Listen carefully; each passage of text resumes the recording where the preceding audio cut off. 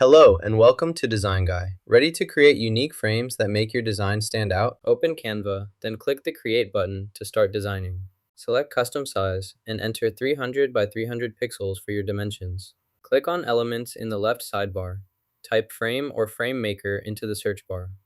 Browse the available frame options and select the one that fits your project. Next, the interface has loaded. You can now start working with your project or access the available features and tools. Click the Accept button to confirm your selection and proceed to the next step now. Use the options below to style your frame. For example, adjust the border color, thickness, or add rounded corners. Click Apply to confirm your selection, then proceed to the next step in the process. Click the Add to Design button to insert your element.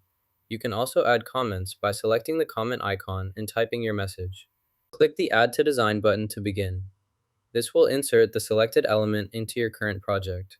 Make sure you have the correct design open so the changes appear where you want them. Check the preview to confirm your element is added. Search for an image by typing keywords into the search bar. Locate the image you want and select it from the displayed results to continue. Plug the device into this port on your computer. Make sure it's securely connected. The system should automatically detect the device. If necessary, check for any indicator lights to confirm its receiving power. Once connected, you can begin using it immediately. Next, click Save, then Share, and finally download to complete the process and access your file. Select the PNG option from the available file types, then click the Download button. This will save your image as a PNG file to your device. Make sure to choose the correct location on your computer so you can easily find the file later. You've learned how to make custom frames in Canva.